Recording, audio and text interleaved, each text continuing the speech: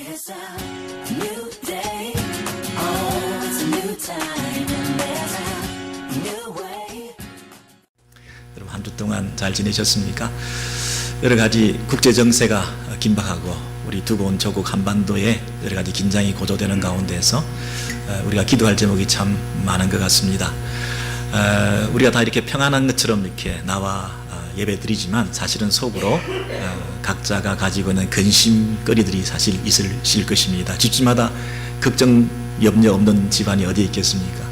여러분 몸에 지금 질병 한두 가지 안 가지고 계신 분이 누가 있겠습니까?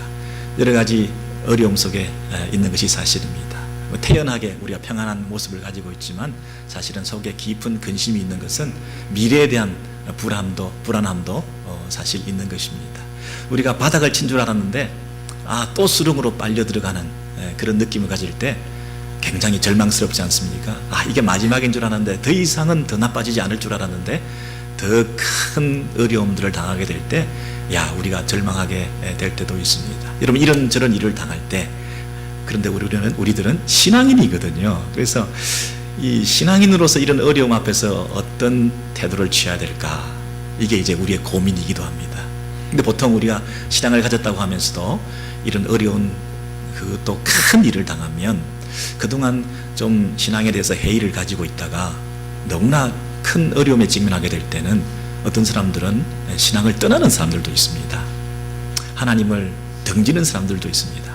이번 기회에 내가 그동안 오랫동안 신앙생활을 하고 교회 다니고 나름대로 시간과 정성과 물질을 들였는데 아무 효과도 없더라. 2분도 안 되더라. 오히려 손해보는 것 같더라. 그래서 이런 고난의 이유가 뭘까? 집안에 같은 신을 섬기지 않았기 때문일까? 또 이 예수를 믿는 것이 우리하고 맞지 않기 때문일까? 이스라엘의 종교를 왜 우리가 믿어야 되나? 이런 의심이 막 생기면서 정말 신앙을 저버리는 사람들이 있어요. 이번 기회에 개종을 한다든지 그냥 세상으로 돌아간다든지 이런 분들이 계세요. 또 어떤 사람들이 있냐면 교회는 나오는데 근성으로 나오는 분들이 계세요.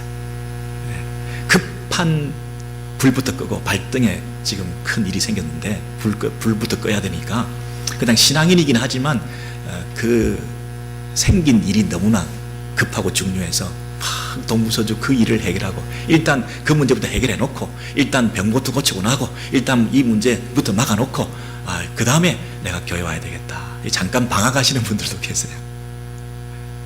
그런 분들이 계세요.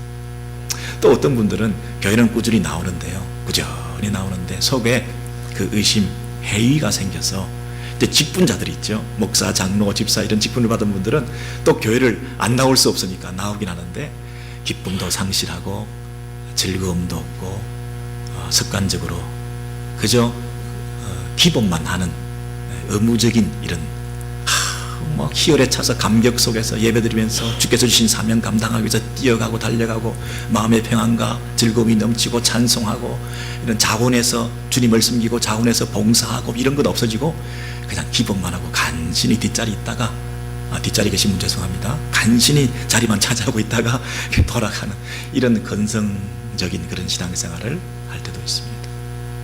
여러분 우리에게 좋은 모델이 있으면 좋겠는데요.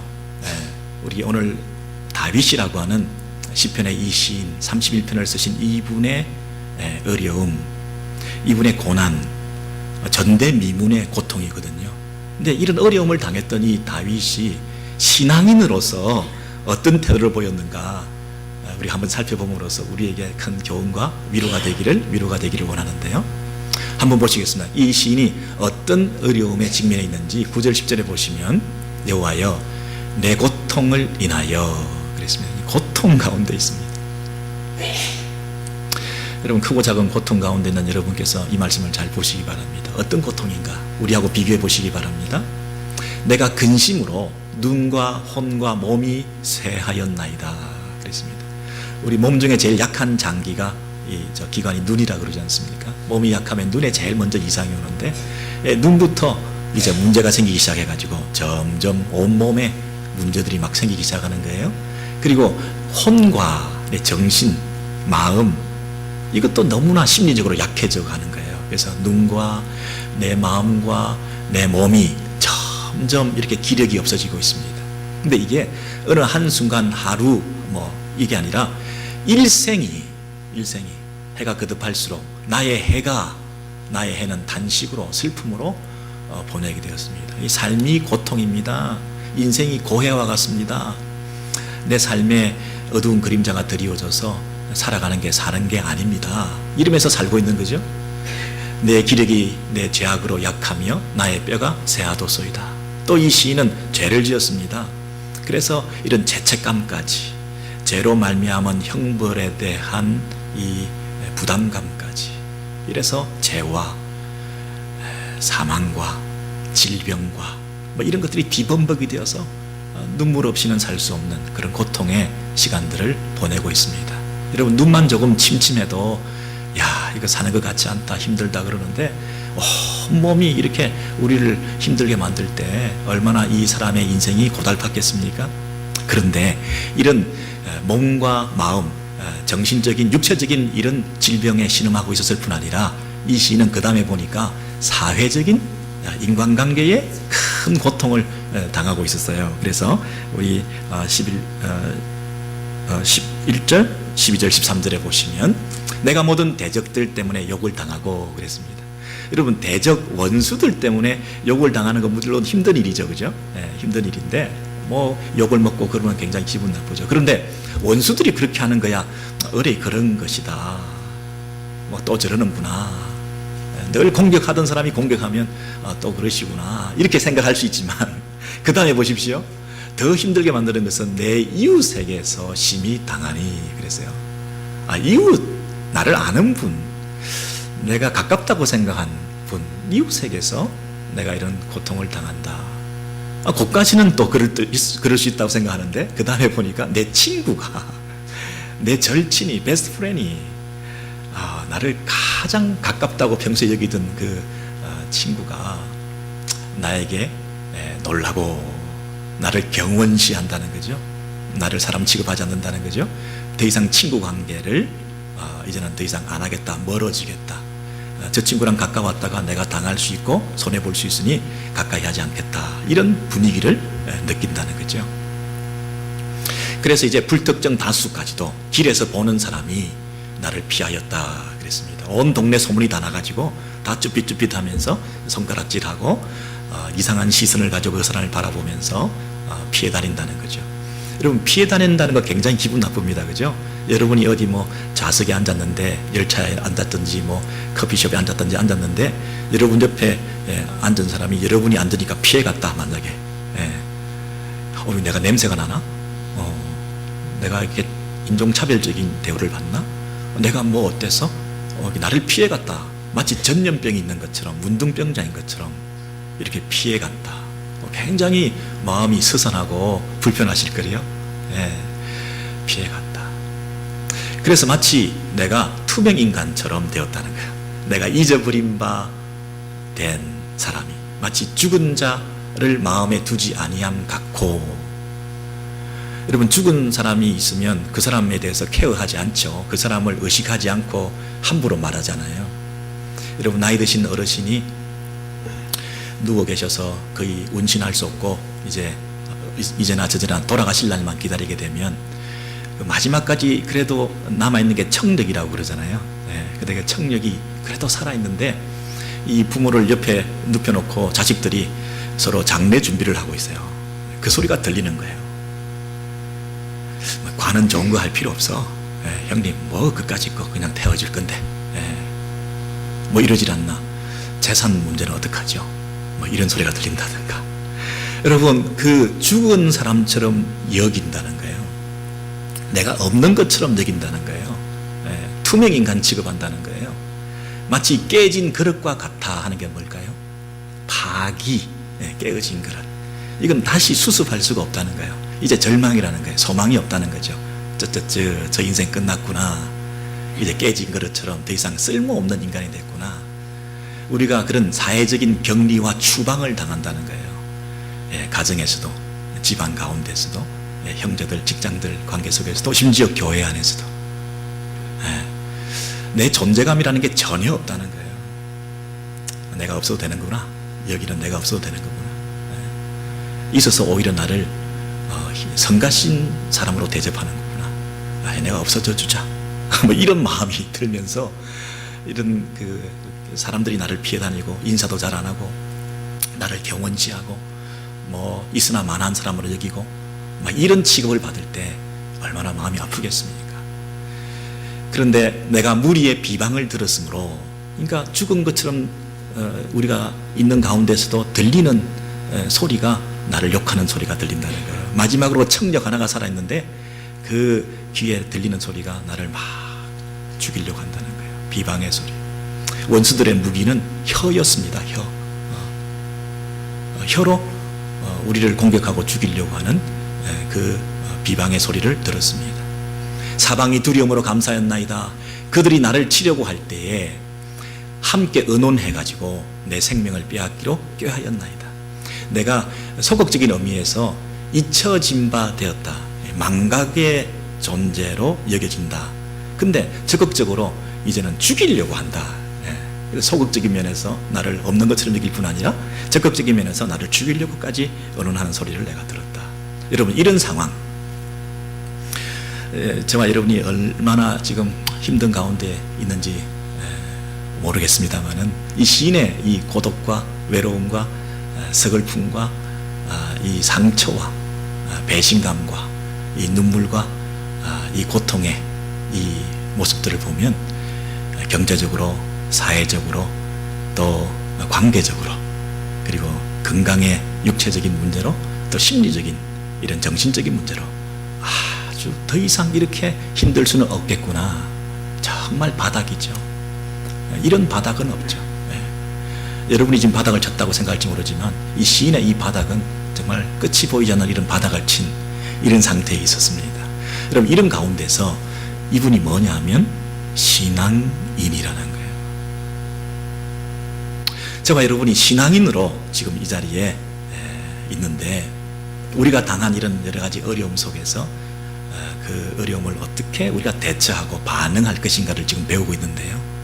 이 시인이 이런 어려움 속에, 극심한 고통 속에 보였던 신앙인의 자세가 뭐였던가, 이제 우리의 관심 아니겠습니까? 자, 이 고통 속에서 시인이 어떤 신앙인의 자세와 태도를 취했는지 그 다음 14절과 15절을 보시면, 여러분 같이 한번 읽으시겠습니다. 시작. 여호와여, 그러하여도 나는 주께 의지하고 말하기를 주는 내 하나님이시라 하였나이다. 내 시대가 주의 손에 있사오니 내 원수와 핍박하는 자의 손에서 나를 건지소서. 이렇게 말씀하셨어요. 여러분, 눈에 딱 들어오는 단어가 그러나, 그럼에도 불구하고, 그러하여도. 여러분, 그동안 우리가 13절까지 본 게 뭐죠? 고통이었죠. 정말 사람 취급받지 못하는 그런 아픔이었죠. 모든 사람이 떠났죠. 친구도, 이웃도, 가장 가까운 사람도 나를 다 버렸죠. 그런 가운데서도 몸은 힘들고 마음도 진통하고 있는 가운데서도 그러하여도 여호와여, 나는 주께 의지하고 말하기를 뭐라고 말했습니까? 주는 내 하나님이시라. 이렇게 말했다는 거예요. 여러분, 이 그러하여도 이 부분이 좀 우리의 삶 가운데 기억났으면 좋겠습니다. 시편 31편 14절, 31편 14절, 3114 3114 그러하여도 주는 내 하나님이시라. 이 고백이 우리의 삶 가운데 늘 살아있으면 좋겠습니다. 여러분, 그러하여도 한번 따라 하시겠어요? 시작. 그러하여도, 그러하여도, 그러하여도. 여러분, 어떤 상황 속에서도 그러하여도, but 이 단어가 기억났으면 좋겠습니다. 그런데 그런 상황 속에서도 주는 내 하나님이시라, 이런 신앙을 가지게 된 그 근거가 뭐냐면 그 밑에 나와 있는데요. 내 시대가 주의 손에 있사오니 내 원수와 핍박하는 자의 손에서 나를 건지소서. 이 두 가지 손이 나오고 있는데, 첫 번째 손은 주님의 손, 주님의 손. 두 번째 손은 내 원수와 핍박하는 자의 손.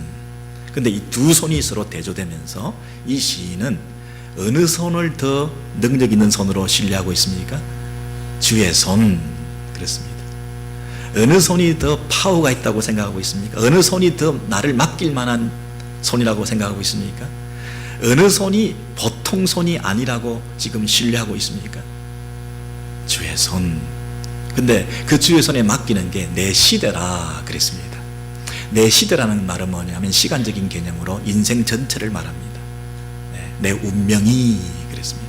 내 미래가, 내 앞날이, 내 인생 자체가 주의 손에 있사오니, 내 인생, 내 삶, 내 시대, 내 삶의 모든 것이 주님께 달렸사오니, 그런 뜻입니다.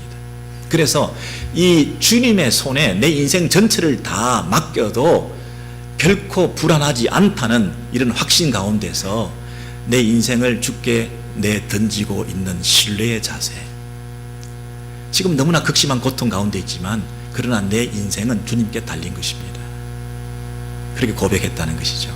그래서 이 주님의 손이 보통 손이 아니다. 이분을 신뢰하면 된다는 확신이 있으니까 나머지 손은 염려할 거리가 안 되었다는 거예요. 손가락질하는 그 손, 나를 조롱하는 손, 나를 막 찔러대는 그 손, 그런 원수들의 손들이, 대적들의 손들이 있지만 어느 순간 주님의 손을 신뢰하고 내 인생 자체를 그분께 맡겨드리니까 나머지 손은 우리가 충분히 감당할 수 있었더라 하는 고백이 있습니다. 그러니까 이 시인이 그러하여도 나는 주님을 신뢰하고 주님에 대한 신앙 고백을 쉬지 않을 수가 있습니다. 이제 나머지 다른 손으로 인해서 내가 두려워하고 불안해하고 고통스러워하는 그런 일은 없을 것입니다. 주님 앞에 모든 것을 맡겨드립니다. 이렇게 고백했다는 거예요. 여러분, 저와 여러분이 두 가지 손 가운데 지금 씨름하고 있어요. 근데 이 다윗이 이 손 얘기를 하는 게 왜 그렇겠습니까? 자기가 목자였습니다. 목동으로서 양을 치고 있는데 자기 손에 들린 이 막대기로 양떼들을 치기도 하고 인도하기도 하고 푸른 초장으로 그리고 실만한 물가로 그리고 배고플 때 먹여주기도 하고 쓰다듬어 주기도 하고 따스한 체온으로 감싸 안아주기도 하고 병들었던 양을 껴안아주기도 하고 그러지 않았겠습니까? 근데 이 시인이 시편 23편에서 뭐라고 고백을 하느냐 하면 주는 나의 목자가 되신다. 여호와는 나의 목자가 되신다. 그러므로 자신이 양떼를 돌보았던 그 손, 무리를 지켜 보호해 주었던 그 손, 그 손으로 우리 하나님이 다윗을 감싸 안아주시고 보호해 주시고 음침한 사망의 골짜기에서도 지켜주시고 보호해 주시고 상을 베푸시고 먹여주시고 입혀주시고 영혼까지 내 잔이 넘치나이다 늘 흡족했던 먹여주셨던 이 여호와 하나님의 그 손을 경험했던 다윗 입장에서는 자신이 어떤 어려움을 당한다 하더라도 그 손의 따스함을 느꼈다는 거죠. 그 손의 능력을 신뢰했다는 것이죠.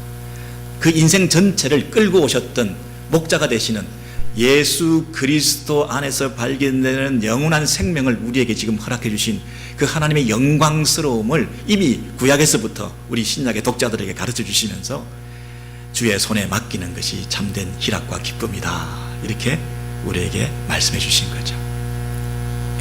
여러분, 제가 질문을 드리겠어요.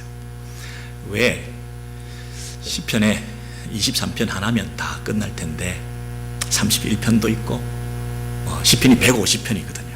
150편이 뭐 비슷한 내용들이에요. 다 비슷한 내용들이에요. 슬픔이 있고 탄식이 있고 눈물이 있었는데 다시 노래가 있고 찬양이 있고 감격이 있고 뭐 이렇게 회복되는 거잖아요. 여러분, 시편은 기쁨의 노래잖아요. 시잖아요.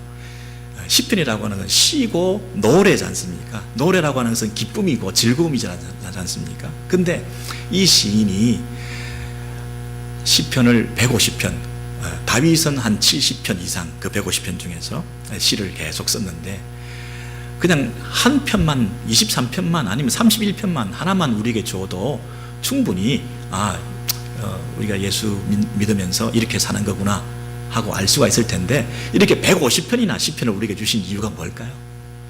왜 하나님께서는 비슷한 내용에 이게 그거 같고 그게 저거가 같은 이 시편을 이렇게 150편이나 주셨을까요?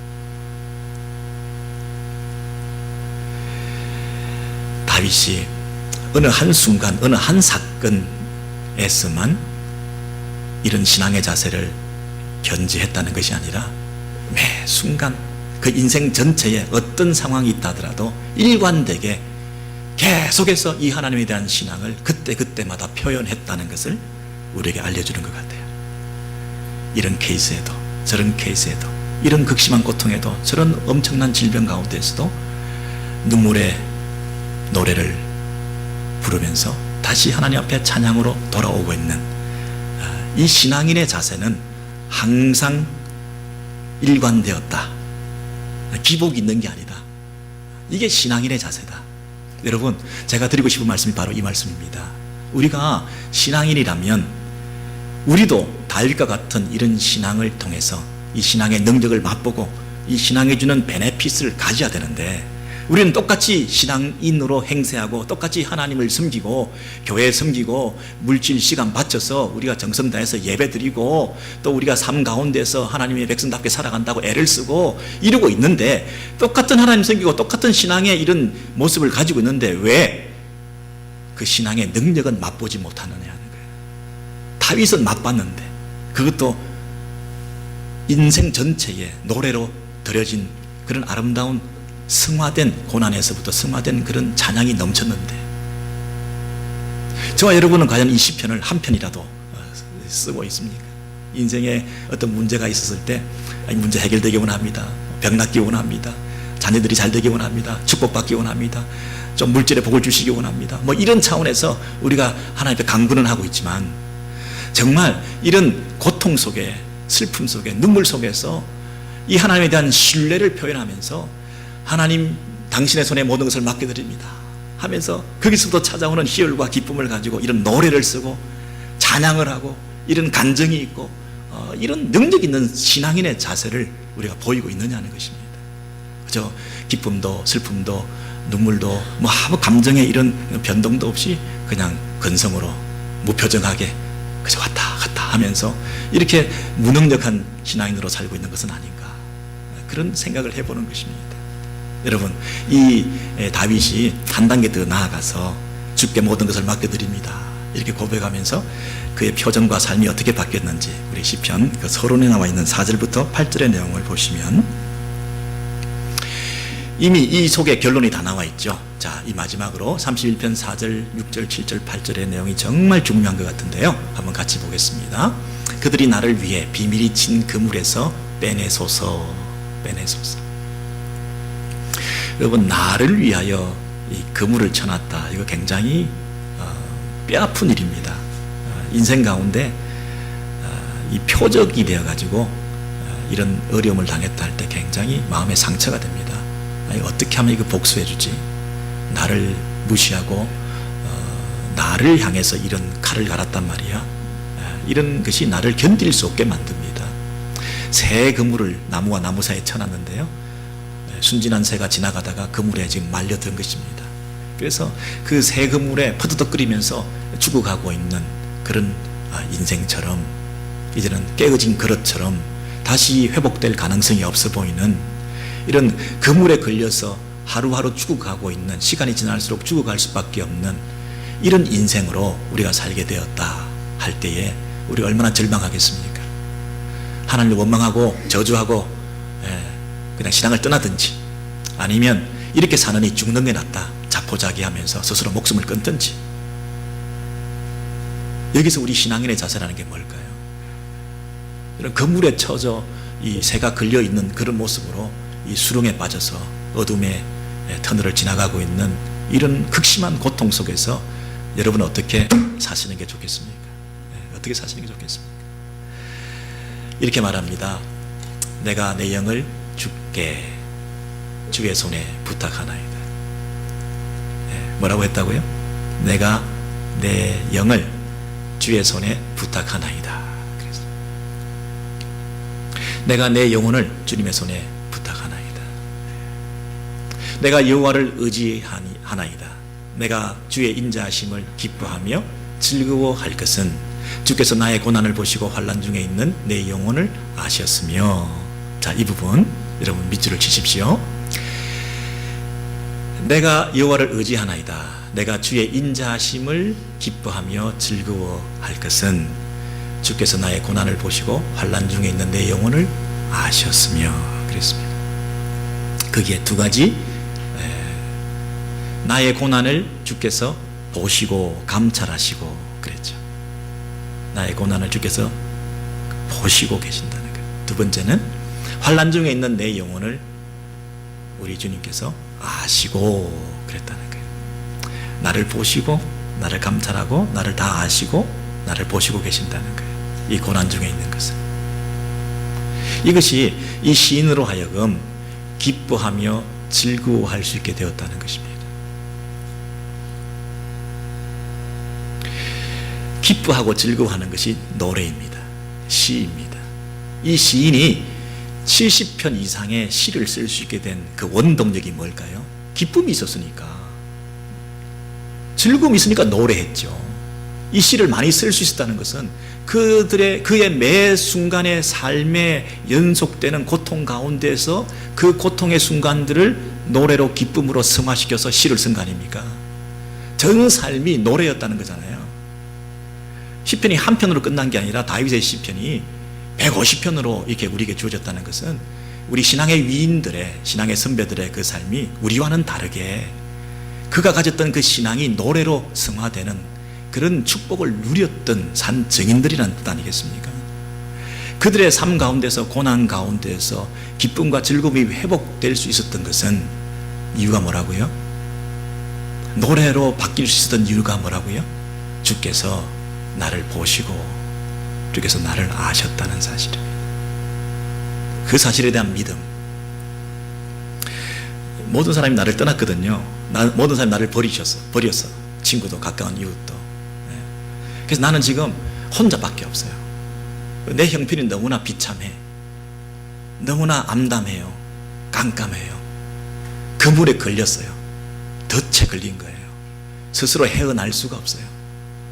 아무도 나를 알아주는 사람 없고, 내가 아무리 외쳐도 반응하고 응답하는 사람이 없어요. 오히려 다 도망갔어요. 나 혼자밖에 없어요. 믿었던 사람이 나를 배신했어요. 근데 누가요? 우리 주께서 나를 보시고 나를 아신다는 거예요. 여러분, 그러면 된 거 아닙니까? 우리 창조주 만왕의 왕이신 살아계신 여호와 하나님께서 나를 아시고 나를 보시고 계신다는 거예요. 그래서 그 안에서 회복된 것이 기쁨이요 즐거움이었다는 거예요. 그물에 처 걸려있는 그 비참한 인생 가운데서 그 내면에서부터 감사의 눈물이 흐르기 시작했다는 거예요. 그래서 내 영혼을 주께 의탁하나이다, 이 기도를 했다는 거예요. 원망하고 죽어도 모자랄 판인데, 하나님을 저주하고 하나님을 떠나 신앙인의 모습에서 떠나버려도 누가 뭐라 그러겠어요? 그를 만도하다, 그를 만도하다, 그렇게 다들 생각할 판인데, 그 새 그물에 걸려있는 죽어가는 날개 쭉지 꺾여있는 기력이 쇠하고 모든 진액이 다 빠져서 목말라하고 비통해하고 사회적인 추방과 격리로 인해서 오히려 더 마음에 깊은 고뇌하고 있는 이 사람이 마지막으로 한마디 했는데, 주님이 나를 아시고 주님 나를 보시고 내가 주께 모든 것을 의탁합니다, 주님의 능하신 손에 나를 맡겨드립니다, 이런 고백을 했다는 것이에요. 여기서 기쁨이 회복됐다는 거예요. 여러분, 이것이 신앙인이 가지고 있는 능력이고 신앙인만이 가질 수 있는 베네핏이에요. 이 다윗은 그 기쁨을, 즐거움을 회복했기 때문에, 신앙의 능력을 맛봤기 때문에, 신앙인만이 가질 수 있는 그 경지에 도달했기 때문에 다윗이 시편을 쓴 거예요. 노래를 부른 거예요. 그 손이 비파와 수금을 가지고 연주를 한 거예요. 다윗의 그 삶 전체가 시인이었고 노래하는 사람이었고 찬양과 기쁨과 즐거움이 넘치는 삶이었어요. 그분이 늘 잘 됐기 때문에, 늘 나르리가 맞았기 때문에, 늘 자녀들이 형통했기 때문에 아들이 자기를 죽이려고 하는데, 사울이 나를 죽이려고 하는데, 그 인생 전체가 도망자의 삶인데, 피할 곳이 없는 인생의 그 외진 모퉁이 절벽과 같은 땅에서 간신히 호흡만 벌떡거리며 생명만 유지하던 막 죽어가는 새처럼 그냥 심장만 벌떡거리고 있는 이런 인생을 산 사람인데 그 벌떡거리는 생명 호흡 몇 박을 가지고 하나님을 찬양했다고 하는데 이것이 그 신의 능력인데 여러분 우리는 똑같이 신앙인인데 똑같이 예수 믿고 뭐 헌금 바치고 주일 섬기고 뭐 임직 받고 뭐 이것저것 헌신하고 하고 다 하는데 왜 이 기쁨은 없나요? 왜 근성으로 교회 다니시나요? 여러분 인생에 왜 시편은 만들어지지 않고 있나요? 기쁨과 즐거움이 없는데 어떻게 시를 쓰고 노래를 하겠습니까? 그냥 왔다 갔다 하고 있죠. 여러분 이 다윗이 가졌던 위대한 신앙인의 이 회복, 신앙의 자세를 통해서 우리 안에 진정한 기쁨과 즐거움이 넘치기를 주의 이름으로 소원합니다. 절망 가운데서도. 자, 여러분 그 밑에 더 중요한 대목이 나오는데요. 나를 대적의 수중에 금고치 아니하셨고, 이제 내가 내 영을 주의 손에 부탁하니다 이렇게 고백하고 기도했더니 그 응답이 어떻게 나타났냐 하면 이제 주께서 나를 대적의 수중에서 금고치 아니하셨고 대적의 손아귀 위에서 나를 금고치 가두어 두지 아니하셨고 금고치 아니하셨고 내 발을 넓은 곳에 세우셨음이니라 그랬어요. 네, 넓은 곳에 내 발을 세우셨다. 여러분 이 대적들의 수중에 손아귀에 딱 잡혀가지고 어디다가 딱 세워놓은 거예요. 우리를 금고해놨다는 거죠. 가두어 두었다는 거죠. 꼼짝하지 마, 거기 있어. 낭떠러지의 그 절병에 발을 잘못 디디면 툭 떨어질 수밖에 없는 거기다가 자유를 제한해서 거기 딱 써가지고 꼼짝하지 못하게 있는 그런 운신할 수 없는 그 가운데 우리를 금고해 두었다는 거예요. 가두어 뒀다는 거예요. 나를 그곳에서 절망하게 만들었다는 거예요. 새 그물에 걸려가지고 운신의 폭이 없다는 거예요. 더 이상 내가 이러지도 못하고 저러지도 못한다는 거예요. 미국 땅에 와서 이민생활하고 우리가 살아가는 과정 속에서 이리 걸리고 저리 걸리고 이거 하자니 저게 걸리고 이거 하자니 이게 없고 저게 없고 내가 이거 하려고 이곳에 왔나? 내 인생이 이것으로 마감되나? 내가 이런 비참한 삶 가운데서 경제력도 없고 이제 건강이라도 좋으면 뭘 해보겠는데 이것도 아니고 저것도 아닌 상태에서 운신할 수 없는 이 막다른 막장에 도달한 것 같은 이런 고통 속에서 우리가 거하고 있는 이런 가두어진 인생으로 살아가는데 우리 주님이 뭐라 그러시냐면 그 가운데서 건져내셔서 내 발을 넓은 곳에 세우셨다 그랬어요. 넓은 곳은 뭐죠? 자유의 땅이죠. 이제는 운신할 수 있다는 거죠. 내가 다닐 수 있다는 거죠. 마음대로 움직일 수 있다는 거예요. 넓은 땅에 세우셨다. Spacious place라 그랬죠. 영어 표현으로. 이제는 넓은 공간에 자유함을 누릴 수 있게 되었다는 거예요. 그 좁디좁은 절벽에 그 계단에 간신히 서가지고 잘못하면 낭떠러지에 떨어질 수밖에 없는 이런 상태에 가두어져 있는 이런 보잘것없는 그물에 걸려가지고 어쩔 수 없는 이런 인생으로 비참하게 살아가고 이러다가 죽고 마는 이런 인생이 될 뻔했는데 그 절망의 가운데서 넓은 땅으로 Spacious place. 여러분 space 우주 넓은 곳 더 넓은 곳으로 진정한 자유가 있는 곳으로 이 땅에 참 자유가 어디 있겠습니까? 이 땅에 넓은 곳이 과연 어디 있겠습니까? 이 땅에 진정한 안식 있는 곳이 어디 있겠습니까? 이 땅이 아무리 넓어도 우리가 안심할 만한 곳이 있나요? 이 땅이 아무리 안전한 곳이라도 진정한 안정된 그런 곳이 있나요? 더 넓은 곳으로 이 땅을 넘어서는 넓은 곳으로 부활의 땅으로 진정한 자유의 땅으로 우리를 인도하신다는 것이죠.